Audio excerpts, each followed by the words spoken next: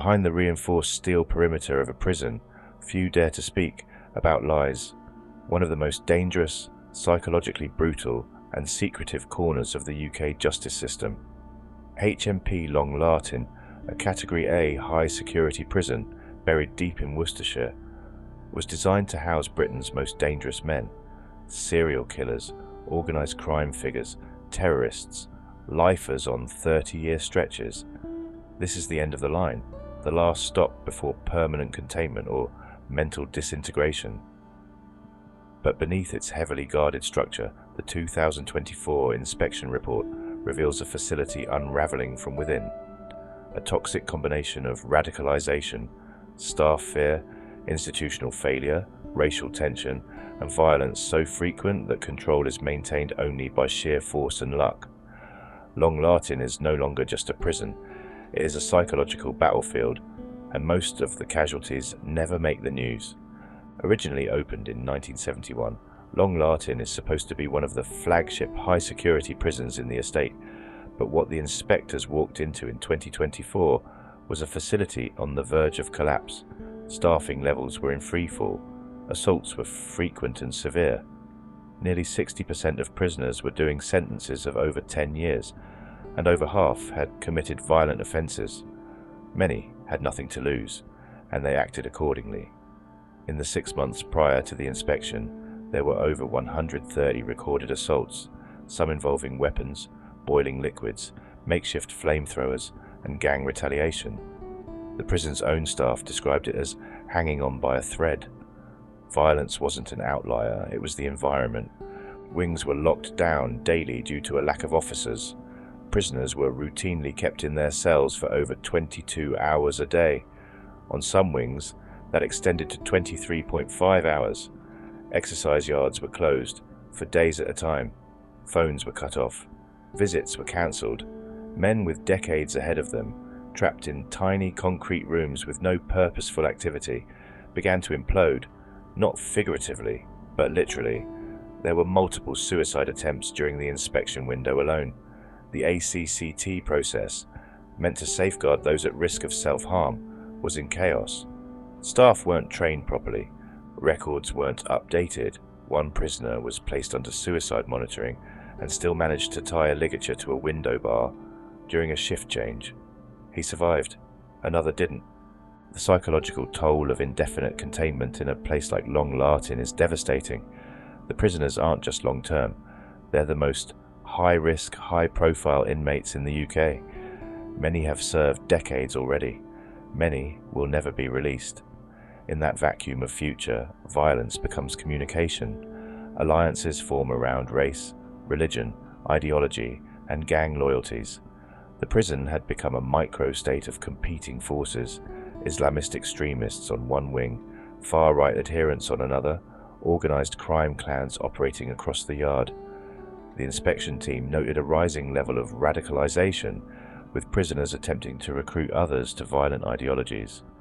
Officers were either undertrained or afraid to intervene. Some admitted off record that certain wings were completely owned by inmates. In places, the line between prison and hostage situation was thin. The Close Supervision Centre, the CSC, sits at the core of this nightmare. It's where the most dangerous and psychologically unstable men are placed in near total isolation. These are individuals who cannot function even within the violent logic of the main prison. Some have attacked staff with boiling oil. Others have mutilated themselves in protest.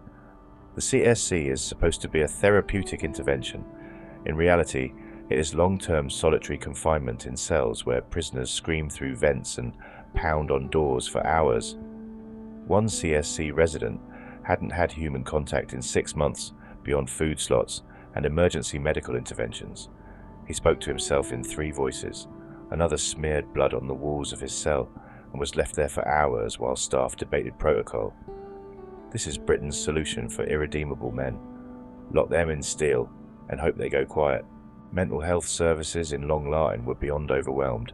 There was no full-time psychiatrist in the prison at the time of inspection. Prisoners suffering acute psychosis waited weeks to be assessed. One man who believed he was being poisoned through the taps was left in general population, refusing to eat, dehydrating himself into collapse.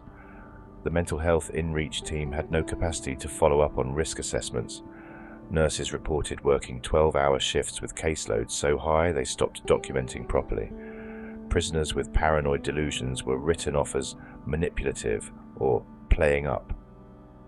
The reality: this was a factory of untreated trauma, a place where serious mental illness was both invisible and inevitable. Drugs, despite the prison's security classification, were everywhere.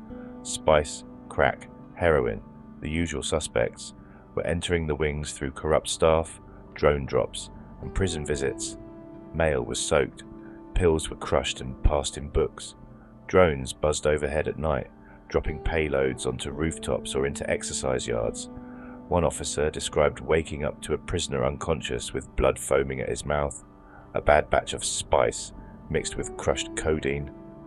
Naloxone kits were used daily. Drug debts resulted in torture.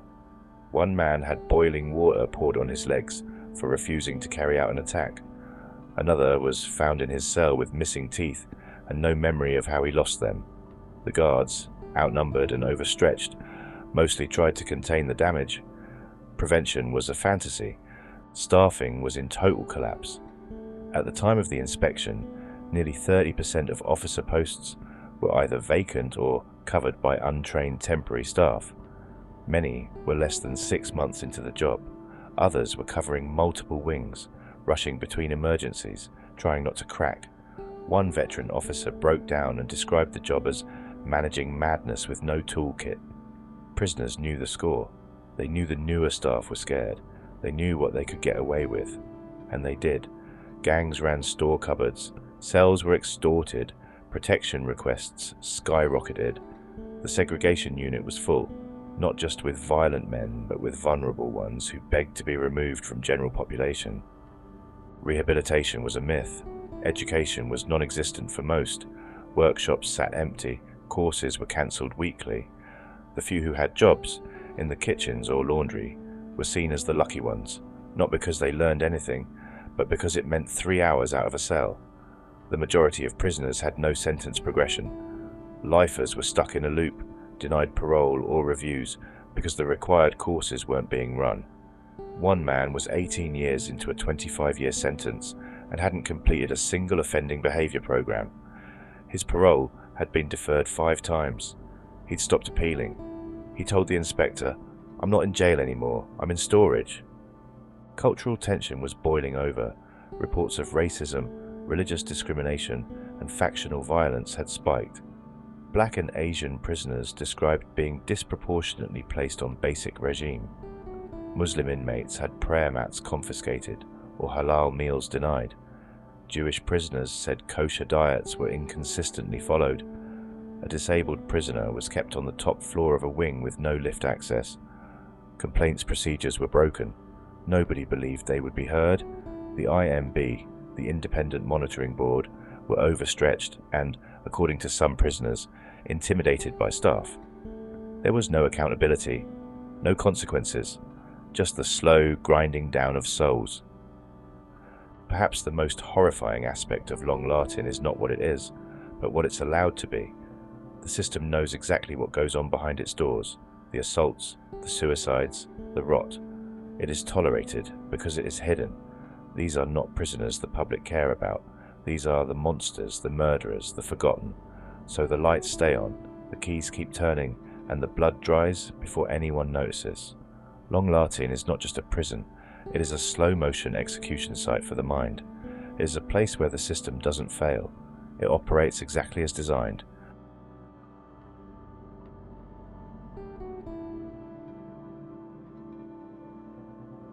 Tess Whale had wanted to become a prison officer for years.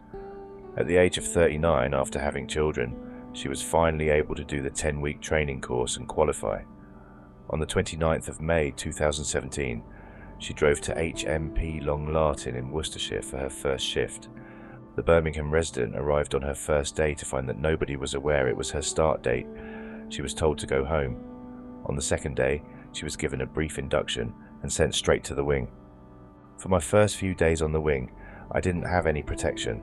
I had no baton, she tells The Independent. I was walking around with inmates who were in there for life, for whatever crimes they had committed, without any form of protection. Tess recalls that it took 5 months for her to be provided with her full uniform, which she says showed the general chaos in the jail. Within weeks, she became aware that her own safety and well-being were in constant jeopardy. I should have finished at 5 p.m. one night, but alarm bells started going off, she remembers. They had lost control of one of the wings. We weren't allowed to leave the prison. I was there until 3:30 in the morning. A few months later, Tess became an innocent victim to the endemic drug use among prisoners in the jail. It began while she was carrying out accommodation fabric checks, going into each prisoner's cell to do inspections. I opened one cell door and saw that the prisoner was off his head. As my duty of care to look after these men, I put him back in his cell, sat him on his bed, and told him not to move, she says. I could see him smoking tissue paper or something. It was spice. I inhaled it. Due to the spice inhalation, Tess suffered from headaches and feeling sick. After 2 days off work, she felt a lot better, but still not well enough to drive. She was told that the prison would pay for her to get a taxi into work. It was £75, but in the end they wouldn't give it back to me. You'd think that in your first year there they would try to make you feel welcome and supported, but there's no support. You get treated like dirt. After just 10 months in a job she had felt so proud to take on, Tess handed in her resignation. I bit the bullet. It was the first time I'd ever quitted a job without another place to go to, she says. I thought, for £9.30 an hour, I don't get paid enough to be treated the way they were treating me. You don't expect to be treated so badly in a job that's so dangerous. I'd never been so excited about a job, and I was really proud to wear the uniform. If I hadn't been treated so badly, and they looked after their staff 100 times more than they do, I would still be there.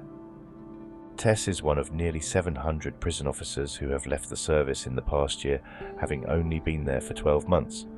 The Independent reports that 33% of outgoing officers have been in the service for less than a year, a figure which stood at just 7% in 2010. A total of 694 people left within 12 months in the year 2010 to June 2018, equating to 12% of new hires. The figures have prompted concern that the government's recruitment drive, which has seen an additional 2,500 officers start this year, is flawed due to the dwindling retention rates. Tess believes the training for new recruits fails to adequately prepare them for the job. What you learn at college is nothing compared to what you see on the wings, she says. The training is rushed. You have 2 days of control and restraint training. You need a lot more than that. It does kick off when you're on the job. You need to wrestle big guys to the ground. A lot of the new people going in are young kids.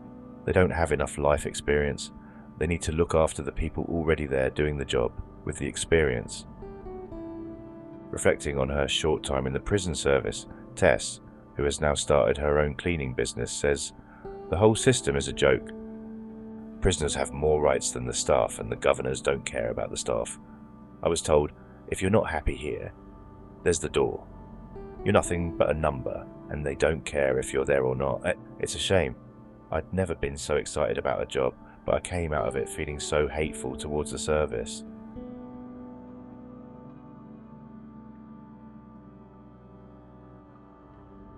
A killer who shot dead a policeman in 2003 has been found guilty of wounding a female prison officer using a deadly homemade weapon.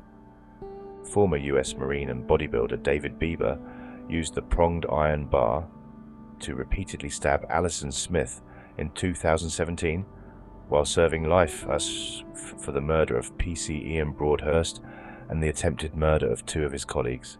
PC Broadhurst was shot in Leeds at point-blank range on Boxing Day 2003 as he and other PCs checked on a suspected stolen car. A week-long trial at Worcester Crown Court was told only good fortune had seen Miss Smith escape life-changing injury or even death as she used an arm to protect her head at HMP Long Lartin near Evesham, Worcestershire. After deliberating over 2 days, jurors cleared Bieber of attempted murder but convicted him of wounding with intent and possessing an unauthorized weapon. During his trial, Mr. Bieber claimed the attack at Long Lartin was an act aimed at winning a transfer back to HMP Belmarsh in London. Jurors were shown CCTV of the attack, but were not made aware of Bieber's previous conviction for murder until after returning their verdicts. The 56-year-old opted not to attend the trial, instead giving evidence by a video link to HMP Wakefield in West Yorkshire. He told the hearing that, as a former Marine, he could quickly have killed Miss Smith with his bare hands and had put on a show in which he pulled his punches. Although he conceded that the weapon obtained from another prisoner was deadly, he said it was necessary to make the incident serious enough to trigger a transfer. But prosecutors alleged that Mr. Bieber's account to the court was an act designed to cover up his efforts to get revenge on the prison service after his medication for pain and anxiety was cut by prison doctors. Opening the case at the start of the trial, prosecutor Simon Phillips said Mr. Bieber was returning from the library when he grabbed Miss Smith from behind, leaving her bleeding from wounds to her face and right arm. Mr. Bieber, who had a trusted role as a cleaner at the time of the attack, denied attempted murder, an alternative charge of wounding, and the charge relating to the weapon. Mr. Phillips told the jury Bieber targeted Miss Smith's face and neck, while witnesses described the convicted killer saying, "You are fed out with my meds, I am going to kill the bitch." Mr. Phillips said of Mrs. Smith, luckily for her, instinctively, she put up her right arm to deflect the blows. It's clear the weapon came into contact with her arm, as well as hitting her in the face. It's probably accurately described as a frenzied attack. The court heard that other officers quickly came to Miss Smith's aid after she screamed, restraining Bieber and disarming him. She was later treated in hospital for cuts to her mouth and chin and 4 wounds to her right arm. The former kickboxer was hunted by US police for 8 years before he shot PC Broadhurst. The bodybuilding fanatic is also accused of paying a hitman to kill a love rival in Florida in 1995 and would face extradition if he is ever deemed safe to be granted parole in the UK. Mr. Bieber will be sentenced and may see a period of years added to his current minimum term of 37 years.